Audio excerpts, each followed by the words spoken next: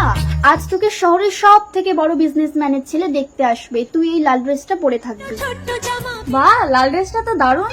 শোন, আমি বাড়িতে থাকবো না, ফাঁকা ঘরে যে কোনো উপায়ে ছেলেটাকে পটাতেই হবে। ঠিক আছে মা, 4 দিন স্নান করিনি, তাহলে আমি ভালো করে স্নান করে আসি। শোন মলিনা, তাড়াতাড়ি ঘর মুছে চলে আয়, ঘর ফাঁকা কর। হ্যালো, হ্যাঁ বাবা তুমি চলে এসো, আমার মেয়ে বাড়িতে আছে, আমি একটু বেরোচ্ছি। আপনি না থাকলে আপনার মেয়েকে চিনবো কি করে? আরে ও একটা লাল ড্রেস পরে থাকবে। বাহ, হেনার লাল জামাটা তো খুব সুন্দর। একটু পরে দেখি।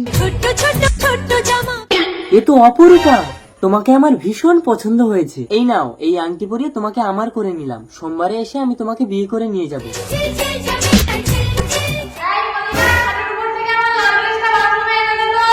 হ্যাঁ আনছি। এই নাও। ড্রেসটা প্যাকেট থেকে খুলেছিস কেন? আর এত দামি আংটি তোর হাতে কেন? দে আমাকে, দে, আমি পরবো। হে না, ফাঁকা ঘর পেয়ে কি মধু খাওয়ালি ছেলেকে। ফোন করে বললো সোমবারে তোকে বিয়ে করতে আসছে। সত্যি? নমস্কার। এসো এসো বাবা এসো।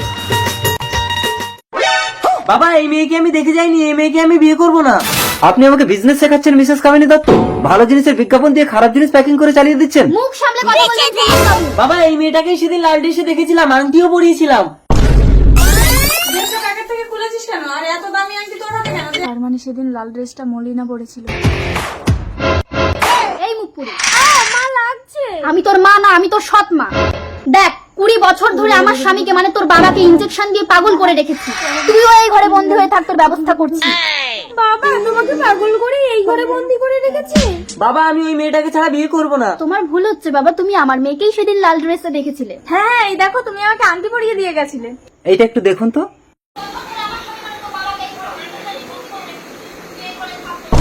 ভিডিও করে আপনি এতকাল আপনার স্বামীকে মানসিক এবং শারীরিক নির্যাতন করেছেন। সৎমা হয়ে মলিনাকে এ বাড়িতে চাকরানি করে রেখেছেন। আপনাকে আমি পুলিশে দেবো। না না, মলিনাও তো আমার মেয়ের মতো, ওকে বিয়ে করলেও আমার কোনো আপত্তি নেই। এই মলিনা। হ্যাঁ মা, এই না দিদি, বরকে মালাটা পরিয়ে দে। এসো বাবা, আমি থাকলে তোর বাবা ভয়ে আসবে না মলিনা। চল হে না, আমরা বাড়ি ছেড়ে চলে যাই। দাঁড়াও মা, তুমি ভালোবেসে বাবাকে সেবা করলে বাবা ঠিক হয়ে যাবে। আমাকে ক্ষমা করে দাও স্বামী।